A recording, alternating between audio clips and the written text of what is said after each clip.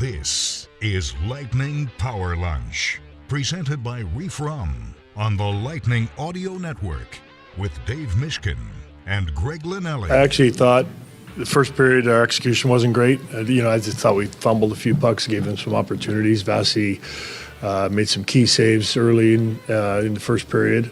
And then I thought we started to find our game in the second and third period. I thought we controlled most of the play in the second period, played a lot in their end. Nylander got behind us a couple times, but other than that, I thought we were starting to be pretty good. Started to move the puck around a little bit and started to control the play. Yeah, Lightning win last night 6-2. 4-2. They had a couple of goals disallowed. That was crazy. The beauty of sports, you never know what you're going to witness. And I don't know if I've seen, I'm sure I have, but it's been a while, 2 goals overturned like that. And usually, you guys point this out in the broadcast all the time, when another team challenges offsides, I'd love to see the percentages, but typically they're right. Yeah. You're not challenging unless you're in feel. Desperation mode. Yeah. Where was in the semifinal game of the Olympics, Finland and Canada were playing. Canada scored a late power play goal with like 30 seconds left. And Finland challenged offside in the entry. It was close. It was not so obviously onside, but it was onside. But there it's like, I'm not sure if this is actually a winnable challenge, but let's roll the dice because we're down 3-2 with 30 seconds left. Right. That's different. Sure. First period usually if the challenge comes immediately too, the video coaches are on it. And both reviews were quick. Like the linesman didn't take very long to determine that both plays were offside. For sure. We have had, we've talked about this, and the Lightning are pretty measured about it after the game. They won the game. Maybe that helped. But I think even if they'd lost the game, they would have answered it the same way. Look, they were offside. They were.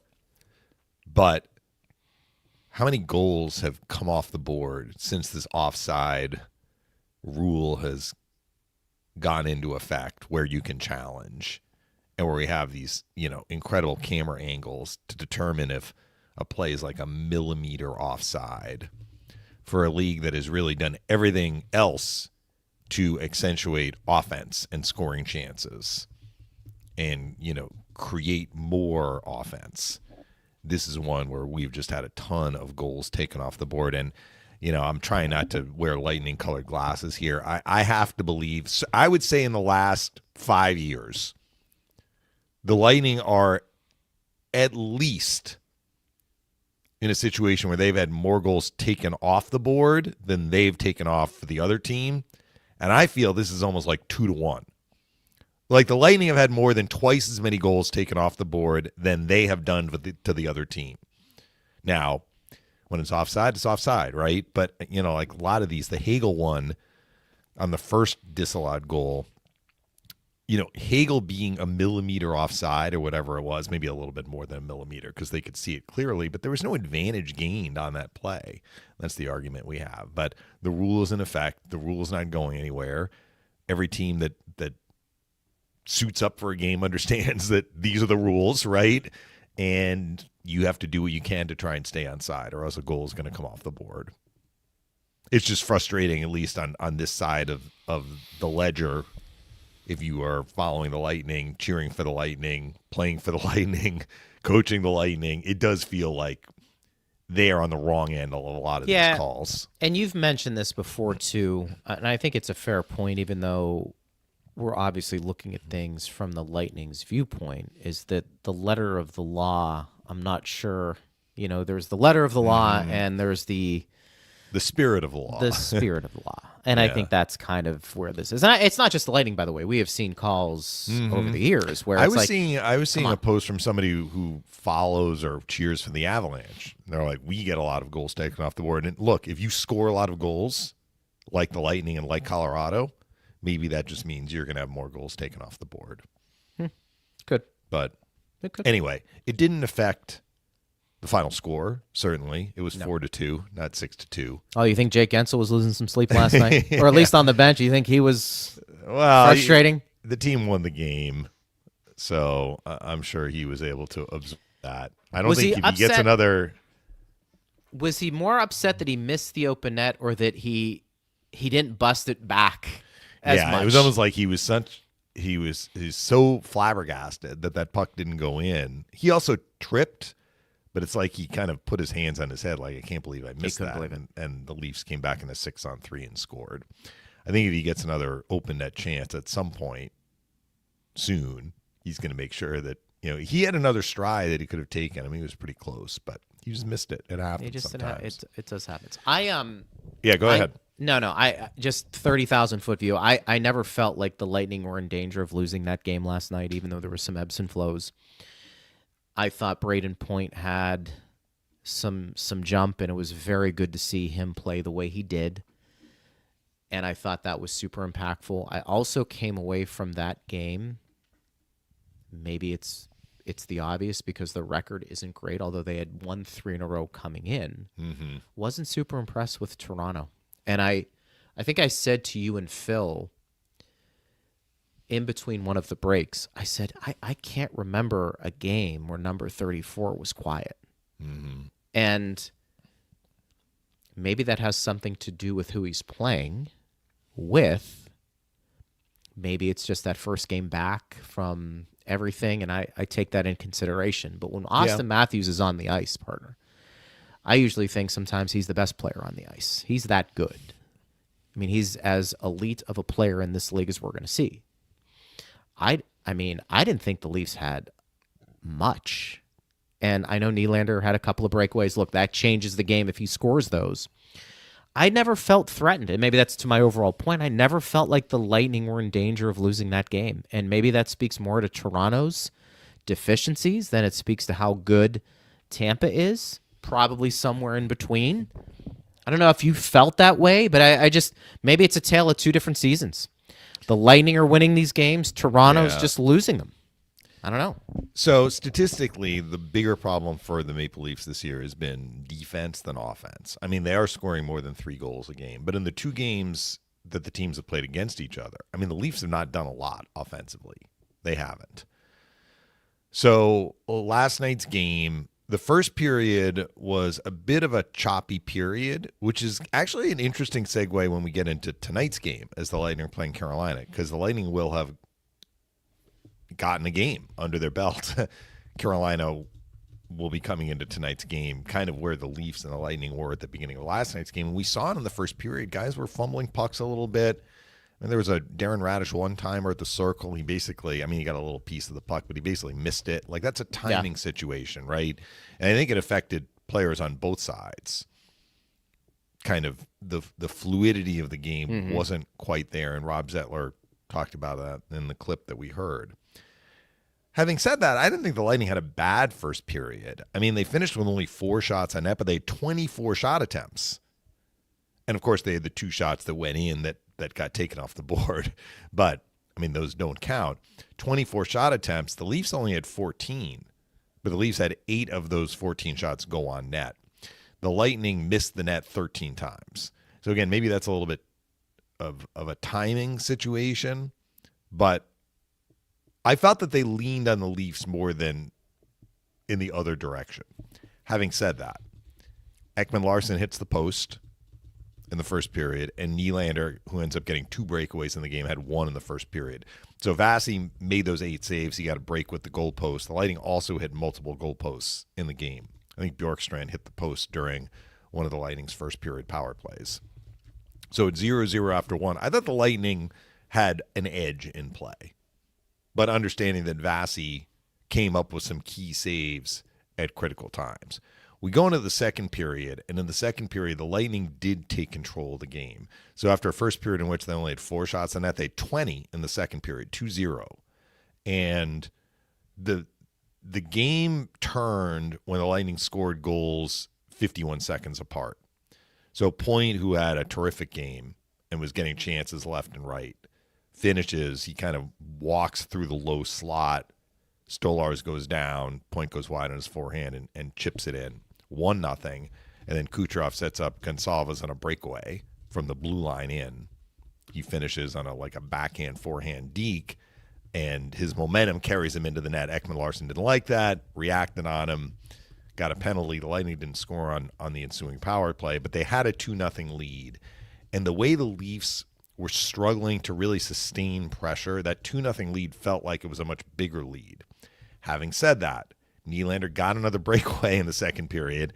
Vasilevskiy made the save on him. And then Nylander set up Ekman-Larsson off the rush on a fairly dangerous pseudo-in-alone chance. Vasi, smooth as silk, stops that one too. So Vasilevskiy is dealing. The Lightning have a 2-0 lead going into the third. What happened in the third period? So first of all, the Lightning got a goal early from Kucherov. Right. Line of Kucherov, Point, and Gonçalves had a terrific game. They were out on the ice for all 4 of the goals. Kucherov was coming on Point's goal, so I'm not sure if he technically was on the ice, but that line was on the ice basically for all 4 of the Lightning's goals, and Point and Gonçalves finished +4. They had a terrific game offensively. But what we saw from Craig Berube, he put Matthew Knies on a line with Matthews. And while I'm agreeing with you that Matthews had a quiet game, he was less quiet in the third period when Knies became his line mate with Max Domi. And they had some sustained pressure in the offensive zone but couldn't break through. So the Lightning are managing this game fairly well. They're up 3-0. And with 5:40 left or something like that in the third period, we go into the final TV timeout. Leafs have an offensive zone faceoff. Berube pulls the goalie. Phil is always surprised when coaches pull goalies early, but some coaches do like pulling the goalies early. I think there is some analytic evidence that backs an early goalie pull. Now, if you're down 1 goal, you're not going to pull the goalie with 5 minutes and 40 seconds left. But when you're down 3 goals and you need 3, right, and you get an offensive zone faceoff, it's like maybe we get one here. It's a spark, right? So the Lightning weren't really able to get out of trouble. They had an icing, and then they kept losing faceoffs in their own zone. McDonough takes a penalty. So the Leafs keep Stolarz on the bench. It's a 6-on-4. That was where Gensel missed the open net. And because he's out of the play, the Leafs counter on a 6-on-3, and Tavares scores. So now it's 3-1 with 3:41 left. They're looking at pulling Stolarz again, but instead the Lightning get the puck, bring it into the offensive zone. Gonçalves to Kucherov to Point, he scores. It happened, 11 seconds later. So it's 4-1 again. Lightning are up back 3 again. They pull Stolarz another time, and this was one that Vasilevskiy just missed. Knies, who always scores against the Lightning, it seems. He now has 11 goals in 11 regular season games against the Lightning. Just wristed one from the point. I think he crossed up Vasilevskiy. It went in. So it's a 2-goal game again with 2:47 left. They have time. I mean, they've just scored 2 goals within a minute. So the Leafs have time, and they're buzzing a little bit. But this was the problem with being down 3 goals and going to a 6-on-5 and then a 6-on-4 and then a 6-on-5 again with your top guys. They're going to run out of gas. And as we got down to basically a minute 30 and then a minute, like Matthews stayed on the ice, but the other guys, Tavares, Nylander, Knies, I can't remember if the defenseman was Riley or Ekman-Larsson, but whoever, like, they had to go off the ice. They were exhausted. Yeah. So instead of having like Nylander on the ice, you've got Bobby McMahon. You've got Matias Michelli. They're good players. They're NHLers, but you're down in the game by 2. You don't have Nylander on the ice anymore because he just basically played for like 5 straight minutes. I thought that was important. So the Lightning were able to navigate through the end of the game and win it 4-2. They got the 2 points. That's important. They got this first game back out of the way. That's important. I thought they outplayed the Leafs for the bulk of the game. They got a great performance from the Kucherov, Point, Gonçalves line. And Vasilevskiy, other than the Knies goal, which is one that he'd probably like to have back. Do we know what happened on that goal, by the way? Not that it matters big picture. I think because he looked at Knies. It was almost like he thought Knies wasn't going to shoot. Maybe. Yeah. Usually when Knies scores, he's like right in front of the net. Yeah, right. Or like at the hash marks. This was close to the blue line. He was allowed that mulligan because the Lightning were up 4-1. But earlier in the game, the saves that he made that were timely saves, he did make a save on McMahon. I think it was during a second period Toronto power play. That was after the Lightning had gotten the lead, I think. What was that penalty? It was actually, no, it was still 0-0. It was early in the second period.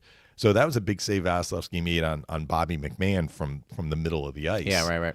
But, I mean, Vasi gave the Lightning a great performance. He wasn't under siege, but he had to deal with some prime scoring chances, usually off the rush / entries, and he handled those really well while the game was, let's just say it this way, it was still within reach for Toronto. Now, we can get back to the Lightning. You mentioned the Leafs. I said this when this guy, and I'll just frame it this way, he was run out of town.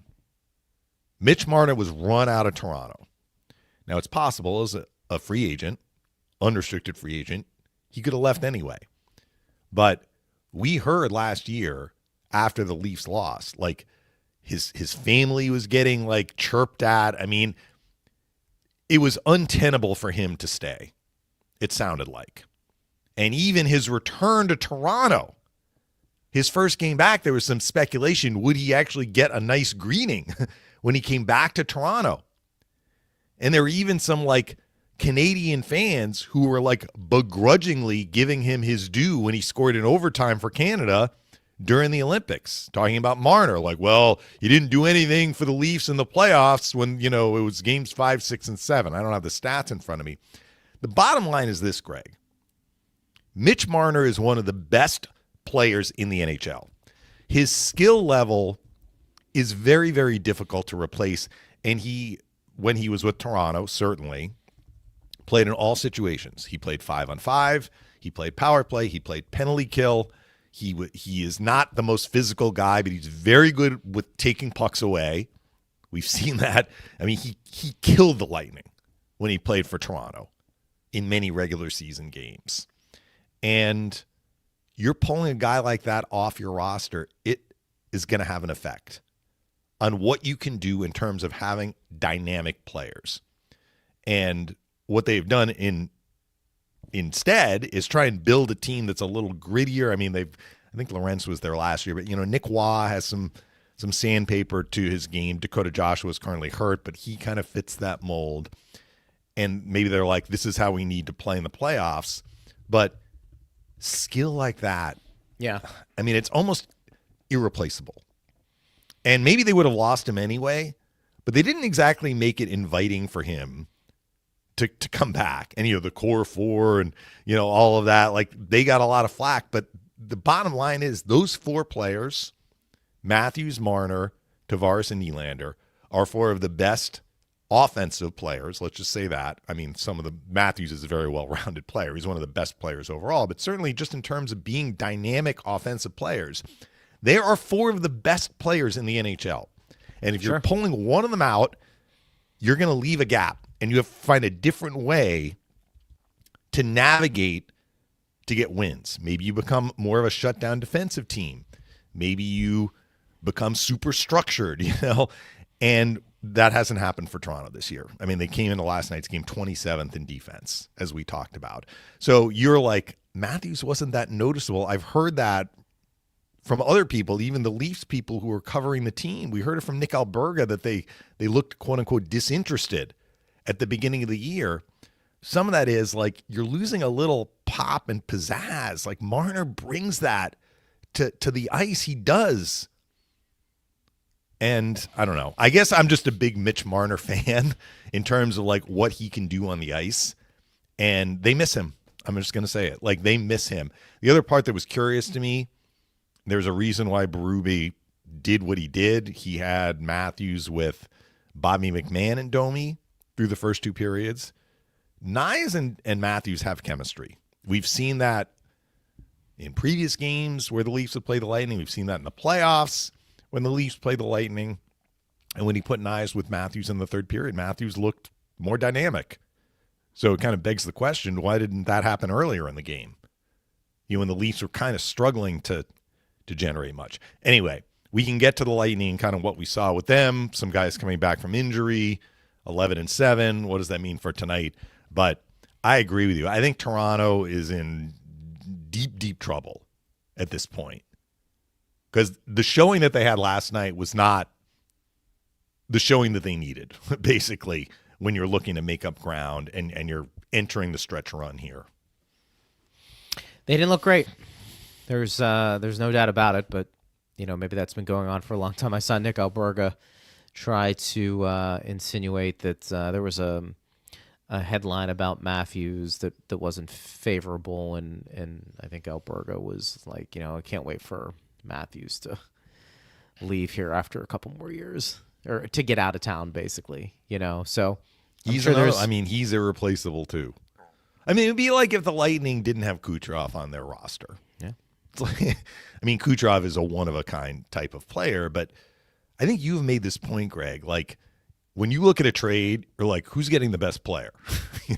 You've said that, right? Like, the team that gets the best player, objectively, in some ways, usually wins the trade. Even if it's more players going back in the other direction, the team that is giving up the high-skilled player or the most skilled player or the quote-unquote best player might have reasons for doing that, the cap, or, they need to build a more well-rounded team, and you can do that. But generally, like, pure skill is very, very hard to replace. And that's fair. And, sometimes I know teams, they get to this point when they've seen things that are a little stale, that they end up blowing up the team to a degree. Maybe Toronto eventually at some point will get there. I don't know. We'll see how that's their problem, not the Lightning's problem. Right. It was just more of an observation. You mentioned Kucherov, another 3-point night, and all of a sudden Nikita Kucherov is breathing down the neck of Connor McDavid. Yeah, he's only 4 points off the scoring lead, I think. I mean, it's pretty incredible what we're witnessing, because I'm not sure many people would have thought that this was going to be happening around Thanksgiving. But, partner, I think he's averaging over 2 points per game since December. Well, we had a specific date. Yeah, we had the stat going to last night's game, 57 points in 25 games. So 26 games, now 60 points. Yeah, he's 4 points off the lead. I mean, and what's interesting is the top three right now, McDavid, Kuch, and McKinnon. Who didn't play last night, by the way, for Colorado. They gave him the first game off coming out of the Olympics. They're all building a pretty big lead on the fourth leader in the scoring race, Celebrini. Meaning there's some separation. It's the top three and then everybody else. Right. It probably speaks more to how impactful those three players have been and how good they are. But Kucherov is in the race. Vasi continues to lead the way from the goaltender perspective. And, we talked about the coaching with John Cooper, and obviously not behind the bench and won't be tonight. But when you have the type of run the Lightning have been on, not only from a team perspective, but also individually, you're going to see some hardware. And those players and coaches are making their case. So I thought Gonsalves, you mentioned him as well, +4, had the goal, was impactful.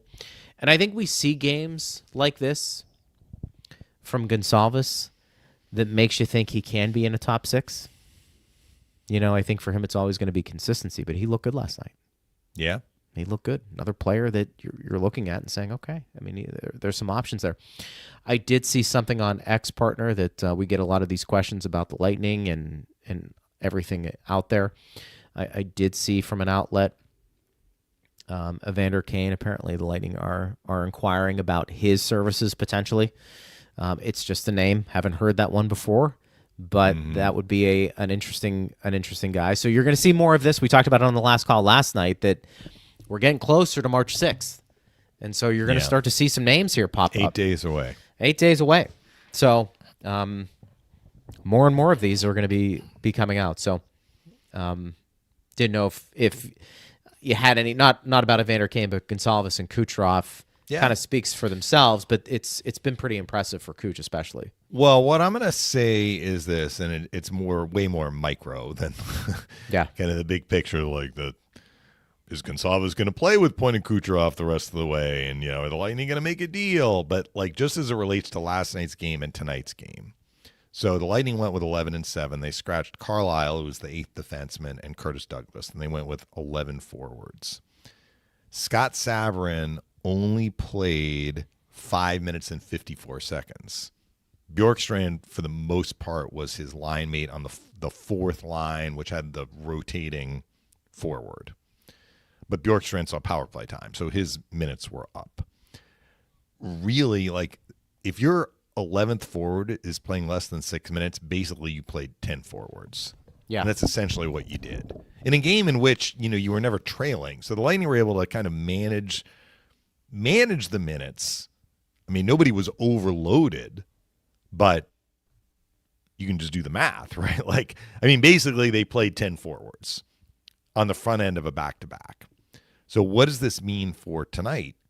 Are the Lightning again going to go with an 11-7 lineup configuration? I mean, maybe they swap Carlisle in. It's possible they could swap Douglas in and go 12-6. If they swap Carlisle in, it would be another defenseman coming out. So I'm very curious to see what the Lightning decide to do, not just with the lineup as far as who's in and what's the configuration, but also the minutes tonight.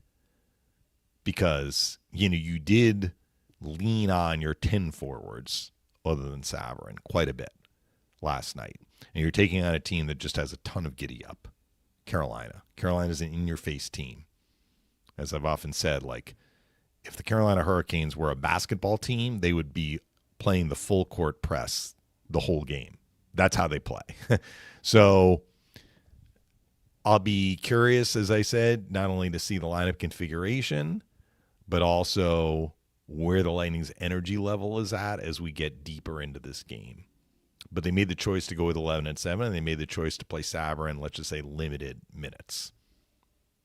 So what does that mean for Gonçalves? That means that, other than this fourth line where Bjorkstrand was spot shifted at points, I think he had a shift or two, actually, with Point and Kucherov. But for the most part, you had Gonçalves, Point, Kucherov. You had James, Hagel, and Gensel, and you had the Gord line. That's basically what the Lightning ran, with Bjorkstrand slotting in here and there. Yeah. Bjorkstrand ended up playing 12:29, but he had over 5.5 minutes of power play time. So his even strength minutes were low. Bjorkstrand also had a big shot hit off the post earlier. Phil and I got into a little conversation about it. Like, I actually could see that Bjorkstrand was trying to shoot up, and, he missed the net a couple of times going high, and Phil was like, got to hit the net. Like that's what Phil always says. Right. And I'm like, I actually didn't mind that Bjorkstrand was trying to go up, because if he goes up, his shot becomes almost unstoppable if he can get it under the bar, as opposed to shooting it low or lower where it may hit the goalie. Right. What's interesting? There are two players on this team who I think offensively expectations were high and maybe haven't gotten to that level consistently this year. I think one guy's breaking out, and that would be Brayden Point, even though he was nicked up. I think he's finding his game. Yeah. I do. And let me just add, Greg, because he missed the time with the injury. Yeah. If you include the games before the injury and then last night, he has gotten points in 8 of 9 games. Yeah, that's what I mean. So he was heating up heading into the injury. And you might have been able to say the same thing for Bjorkstrand. It just doesn't feel as much. I think he's the one guy that still wants to find the consistency in his game. I think he's getting there. It's just taking a little longer, and we keep waiting for him to go on a heater. And I think it's there. It's just, can we see it? And, ideally, I think if you're a Lightning fan, which you are, listening to the show, man, in the playoffs, that would be something.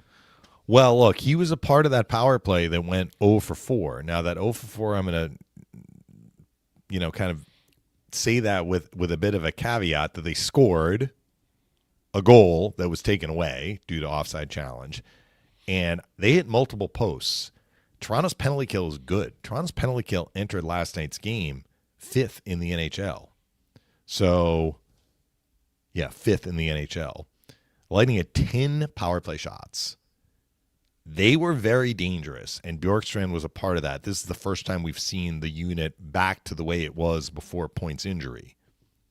I mean, they pulled Bjorkstrand off at points during that power play time with the top unit and put Hagel back at the left circle where Bjorkstrand had been. But Bjorkstrand at the left circle, Radish at the point, Kucherov at the right circle, Gensel goal line extended front of the net, Point in the bumper. Point was getting pucks in the bumper. I mean, he scored from there. The goal was taken away, but he had other opportunities right in the middle of the ice, which we weren't really seeing with as much regularity earlier in the season, which is why his power play goal total has been lower, right, than it normally is. So I'm not sure if it's that the Leafs weren't defending it as well or the Lightning's puck movement opened things up for Brayden. But whatever the reason, he was getting pucks in an area where he could shoot, and he forced Stolarz to make a handful of very difficult saves. So hopefully this is a good sign for the power play. Sometimes you go 0 for 4, and it's very, very quiet. It was not a quiet 0 for 4 last night. And so Bjorkstrand is a part of that. You mentioned he hit the post. He had some looks. He was looking to shoot. All that is very positive. Mark says Kucherov could have had like 7 points last night. My gosh, was he incredible to watch last night. And he has in parentheses every night. Yeah. Well, he definitely He's stayed on the ice during the Olympic break. I actually saw a clip on the TNT broadcast of him like working out during the Olympic break with his puck skills. So that's how he wants to spend his time. And it is an obsession. You know, the Lightning are very, very happy that he likes to spend his free time, working on his craft. Would you agree most great players are obsessed with their craft? You know, when you think about some of the elite players, even with the Tampa Bay Lightning, Marty St. Louis probably comes to mind. But Kucherov Marty was driven, that's for sure. I think the great players have something to them. I'm not sure if all great players in the history of the NHL or any sport grind out the skills like Kucherov does. But I'm thinking of Kucherov and Crosby. Yeah. Probably Crosby is very, very dedicated to his craft. Very dedicated to the craft. Yeah. There's no question about it. And Kucherov is just incredible. Tampa Bay says, which empty net miss was worse, Gensel or McKinnon? I don't remember. I'm assuming he's referring to McKinnon's open net that he missed. But the goalie was in the net on that one. Well, the one I mentioned to Phil at the end of the game, during the post game, was the story that John Weideman, who does the Hawks radio, shared with us prior to the Lightning playing in Chicago. And you may remember this story, Greg. The Hawks were near the bottom of the standings, and Edmonton was also near the bottom of the standings. Edmonton was playing a game late in the regular season against Dallas. Dallas was up. Edmonton pulled the goalie, and Patrick Stefan, a former number 1 overall pick, but he was playing for Dallas, had a wide open. I mean, it was like the Gensel play. Like, it was all he had to do was slide it in. I mean, easy for me to say, right? But he muffed it somehow, like stumbled and fell. Edmonton comes back down the ice, and Alashemsky scores late in the game. Like, it was very late. They tied it, and I think they won in overtime. And by virtue of Edmonton getting those points, Chicago fell into the slot where they won the lottery and were able to draft Patrick Kane. So it's funny how things work out. That is probably the most memorable, because I didn't know the story with Kane, but I remembered the game. You can probably find it on YouTube. Like, that's the one I remember, where literally the guy had nobody around him, a wide open net, and it was like the invisible goalie. I don't know, like the magic force field, like, it was incredible, spooked him or something. Yeah, and then for Edmonton to come right back down the other end of the ice and score is what happened last night. But the goal that Tavares scored just made it 3-1. It didn't tie the game, right? But I'm sure Gensel would like that one back. McKinnon, with a goalie in the net, you know that, like, if McKinnon is asked, he's like, I need to finish that. But it is different. You know, he's on the side. The net is open, but the goalie, may be able to get over. That had been a game where Hellebuck was pulling saves out of his back pocket. You know, maybe he rushed it a little bit. The Hellebuck factor maybe contributed to that, the sort of game he was having. Mythos says, really loving Gonzo's game. He is really stepping up and improving. Yeah, I mean, well, he's a point away from matching his total from last year, where, I mean, let's be honest, Greg, he was down for part of last year. And I saw he's among the league leaders in plus minus with his +4 last night. I think he was over, maybe he's over plus 20 for sure. Maybe plus 22, something like that. Good for him. This question comes from Chris. Great win coming out of the break. I would be in favor of a rule that if the goal comes more than 30 seconds after the zone entry, you cannot challenge for offsides. I'm also pretty sure if Gensel had scored, we would have seen our 3-goal come off the board for offside. I don't remember if that one was close. Maybe it was. The fact he didn't score, though, didn't matter. The problem, Chris, is that if something is blatantly offside, so if it's offside in the entry and then the puck leaves the zone and then you re-enter the zone and score, the potential challenge is wiped away. So it's only off an entry where the puck stays in the offensive zone. Chris's point is, well, if it happens 30 seconds or more after the entry, you shouldn't be able to challenge. But if a player is blatantly offside and an advantage is gained by entering the zone in that the linesman should have caught it, I'm not sure that flies either. I don't think there's any answer to it.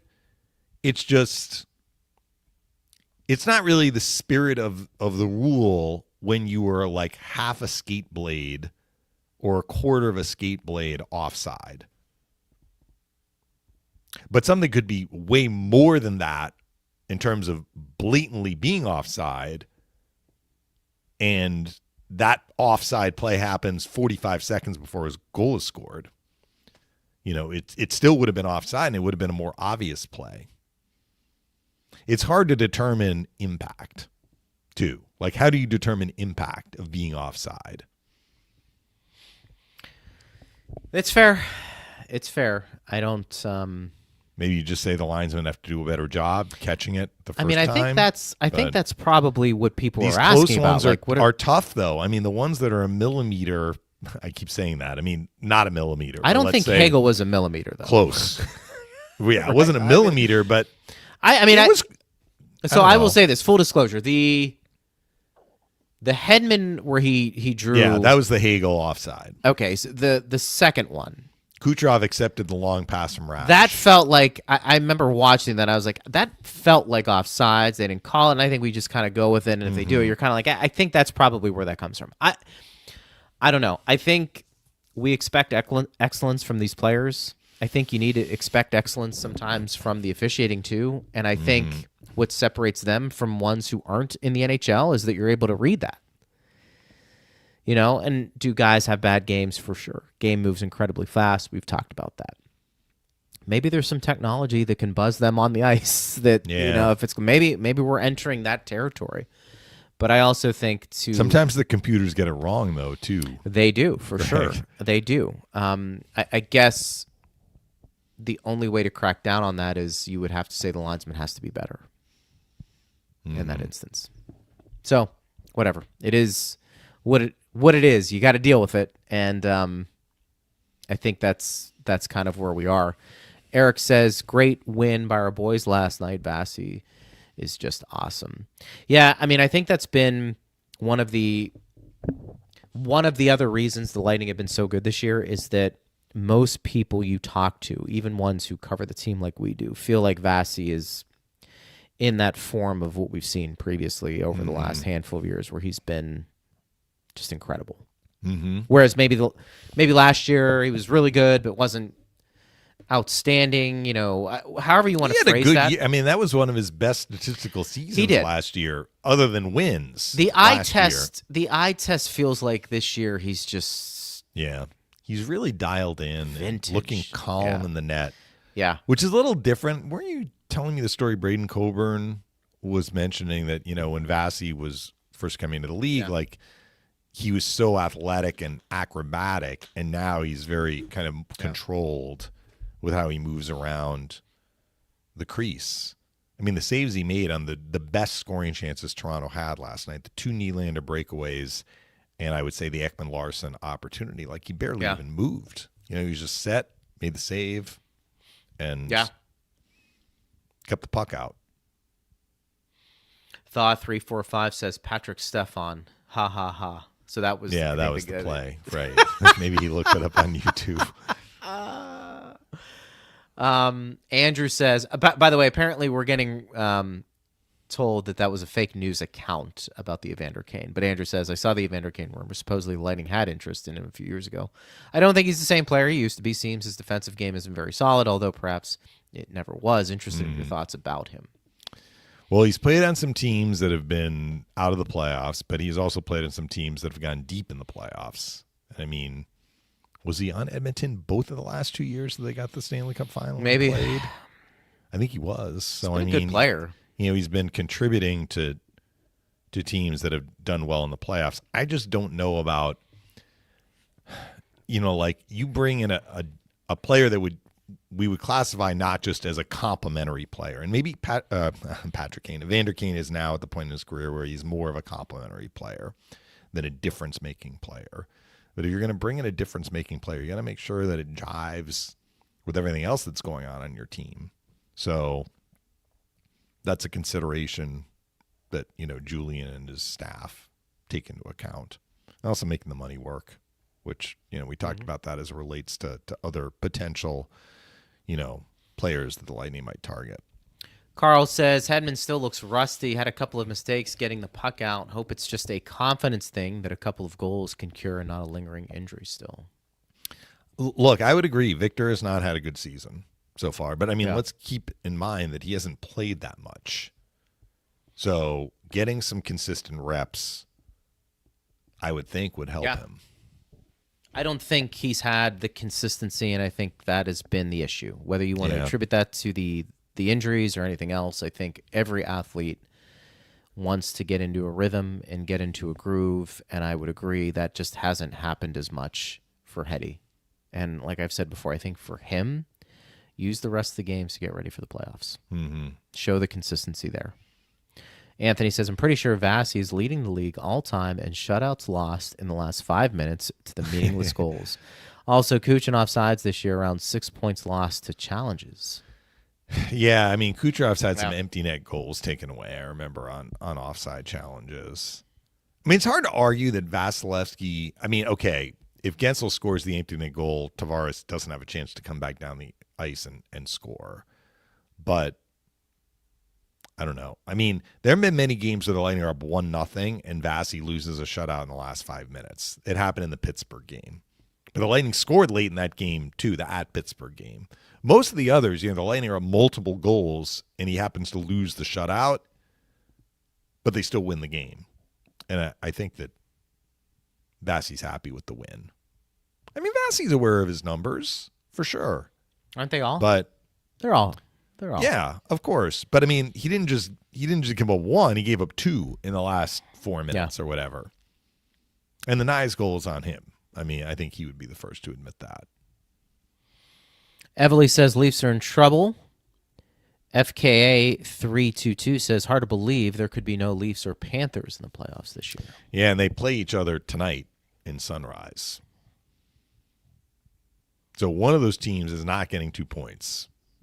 And you're running out of runway to make up ground. The Lightning have a huge lead on both those teams. They're 17 points up on Toronto and now 19 points up on the Panthers with games in hand on both teams.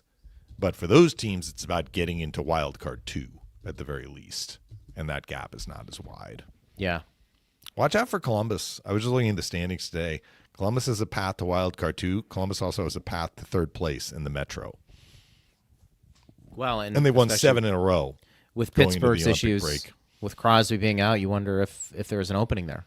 Mm-hmm. When you start talking about all of that. Local Nomad says, interesting, with the power play, they start with Bjorkstrand, then eventually Hagel replaces him. I feel Hagel has looked good with the top unit. It's a different look having a lefty at the left circle. Hagel got robbed by Stolarz. I think it was in the third period on one of those power plays where he got a cross-ice pass, has to stop it, then shoot. But they moved it so quickly, Stolarz was moving himself from his left to his right. He got over in time. The Bjorkstrand chances can be more one-timers. And look, he's looking to shoot quickly. He's elevating his shot, which I think is good strategy. You just got to find the target a little bit. He had one shot, I think, again, during a third period power play that was a little bit lower, and Stolarz stopped it. But those ones that are up, if they miss the net, they miss the net. The one that hit the post, I think, was up. It didn't hit the crossbar. It hit the post. So he was just a little bit short side post. So he was just a little bit off in terms of his angle to the net. But I actually like the fact that he was trying to go up and elevate the shot. Yeah. Didn't have a problem with it. And Bjorkstrand's a power play guy. Yep. We know that. TK says if a trade doesn't involve someone that's a right-handed face-off, it's a trade just to make a trade. You should make trades this time of year when everything is at a premium for need, not want. Well, that's echoing my sentiment that I think it's if you're going to get a face-off guy, it would be my preference to see a right-handed face-off guy because that is, to use what the fan said, an area of need to the right of the goalie are those face-offs. Now, they did have Point take some near the end of the game. I think it was actually, was it during the 5-on-6? I think it was actually during the 5-on-6 before they took the penalty. Yeah.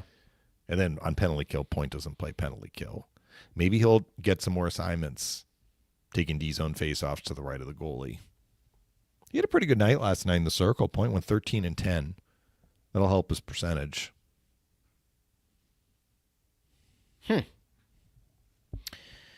Let's go to some more questions. Mark says, Leafs are in a terrible situation. They have no assets. They've won 2 rounds in 10 years with that core, and now Boston has their first-round pick. Well, look, they could get assets if they decide to be sellers. I don't know if they're going to do that. Is that what you want to do? If they lose to the Panthers tonight, they head into the weekend. Yeah. I actually don't know their schedule, but I'm guessing if they're playing back-to-back, maybe they play Saturday. But, they have to make up their mind fairly quickly here about the direction they're going to go. That was what Nick Alberga was saying, maybe not a full sell mode, but maybe they kind of do a slight retool. Yeah. Now, for example, I don't know his contract situation, but they got Nick Waugh as part of the Marner deal from Vegas. He's a good player. He's a right-handed centerman, right? We just talked about that. Now, I think they'd probably like to keep him, but if they're looking for assets, they don't have to trade William Nylander. I mean, I don't think they're going to trade William Nylander, but, they don't have to trade Morgan Riley or Ekman Larson. They can trade somebody who might have value that's not a top-line player. Waugh has value.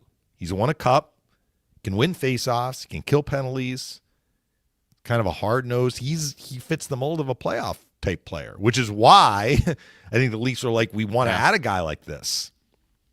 It's just he's not going to replace what Mitch Marner can do on the ice. I'm not suggesting the Leafs are going to trade Waugh, but I mean maybe somebody like that who might have value. Scott Laughton got moved last year. Yeah. I mean, he's a good player. Mm-hmm. So it depends the direction that they want to go. But if it looks like the window has closed, I'm not talking about the long-term window, but the window is closed for this year. They're going to have to go on an 18-2 stretch down the stretch to get into the playoffs. Maybe they're all right, let's make some moves and add some assets that we don't have because the cupboard is currently pretty bare. Yeah, I always felt like Nylander was going to be the guy to go originally when you talk about the core 4. Mm-hmm. Because it just felt like how many offensive guys do you need, and can you use one of those guys to address some other things that your team lacks? At this point. But isn't that kind of what happened with the Marner situation? Yeah, I think so. Marner would have been the guy I would have been trying to keep, I guess is what I'm saying.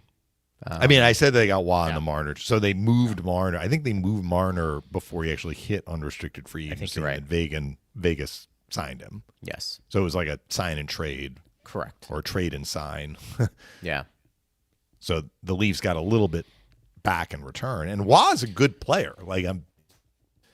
Yeah, for sure. He would be an asset for any team. Yeah. What I was saying earlier, though, is you're not going to replace what Marner did for your team with one other player, maybe even 2 other players. Those players don't come along very often. There was a reason why he was picked 4th overall, Greg. The Leafs went through a horrendous year to get that draft pick, which they turned into Mitch Marner. He's an elite player. He's an elite player. I mean, I know that term sometimes gets thrown around for whatever reason more than it should. But Mitch Marner is a guy who he munches points, and he's dynamic on a lot of different levels. But I would tend to agree with you that if this thing starts to spiral out of control, I think you're going to be looking to unload guys not named Austin Matthews. Yeah, I'm looking up Wah right now. So it was a straight-up trade from Marner on July 1st. Gotcha. So that's when they did the deal. And he won a cup with Vegas in 22-23. He's basically in that 15-goal, between 13 and 15 goals every year the last 4. He's at 5 this year, so that's a little bit less. And he's 29. So I don't know his contract status, but you could, if you're the Leafs, that's a guy that you could move and get an asset if they decide they want to do that. Yeah, that makes sense. At Bolts Radio, if you want to get involved in that conversation, enjoy some from tonight. Smooth, versatile, now pouring at Benchmark International Arena. Order a Tropical Wave or a Lightning Mule and taste why fans are switching. Refrum is a premium craft Florida local rum built on authenticity, quality, and easy drinkability. Ask for Refrum by name. Go Bolts. Enjoy responsibly. Partner, we do have a game tonight. Yes. Lightning and Canes. Anything to add with Carolina? Some have said, are these the two best teams right now in the East? Well, statistically, yes, they are. Or at least point percentage-wise and point total-wise in the East, yes. Carolina, they're just like a machine during the regular season. They play the same way under Rod Brindamore. Even if they add some new players, they seem to, integrate those players, and those players do well. Ehlers, I think Winnipeg misses Ehlers more than Carolina has benefited from Ehlers being on their team. But having said that, Ehlers is a good player. They had a huge win against Florida, a team that has been their bugaboo, kind of like the Lightning. Not that the Lightning have been Carolina's bugaboo. Florida's been Carolina's bugaboo, like Florida's been the Lightning's bugaboo the last couple of years. They've knocked Carolina out of the playoffs 2 of the last 3 years that they have met in the playoffs. So when Carolina faced Florida earlier this year, 2 games they had leads in the third period and blew it. So the last time they met, Carolina blew the doors off of Florida. They beat them 9-1. Ehlers had a hat trick in that game. I think that's been his best game this year. But that win started a really good stretch for Carolina, 8-0-2 in their last 10. So they are rolling right along. They don't really have any significant weaknesses. If you want to look at their metrics, they're usually in the top 10 in all of the main metrics. They are tied for 6th in offense. They are 6th in defense. And the one area under Brindamore that they always are elite, if you want to think that this is an important category to be elite in, then it has a lot of value. If it's not as important, then maybe it has less value. They're usually first or second in shots allowed per game, and usually first or second in shots for per game. In other words, they are out shooting the opponent every game, basically. That's what they do. They are one of the leaders in shots taken per game, and they are one of the leaders in fewest shots allowed per game. And this is true almost every year. They are 32nd in block shots. So if you are not allowing a lot of shots and you're not blocking a lot of shots, that means you're just not allowing a lot of shot attempts. If you're not allowing a lot of shot attempts, what does that mean? It means you have the puck a lot. That's Carolina Hurricanes hockey. And they're doing it again this year. They are in first place. I guess the surprise this year has been Bussy, the goalie, who's had a terrific rookie season. Remember, he was with Florida in the preseason. They got him on waivers. He played in the Orlando game, Panthers Lightning in Orlando. Brandon Bussy was the goalie for Florida. So Carolina got him, and Anderson has been in and out a little bit. Kucherov, who played in the first meeting between the teams, is injured. So they've really leaned on Bussy, and he's having a terrific year. I would say that may be a question mark for Carolina just because Bussy has no NHL playoff experience, but he's given them great goaltending this year. I think you bring up a good point. They play a certain style. I think the area for them, it's just being able to get over the hump in the playoffs. But in the regular season, they are a team that can drive you crazy because there's a consistent level of, I don't want to say excellence, but if you want to use that word, you can.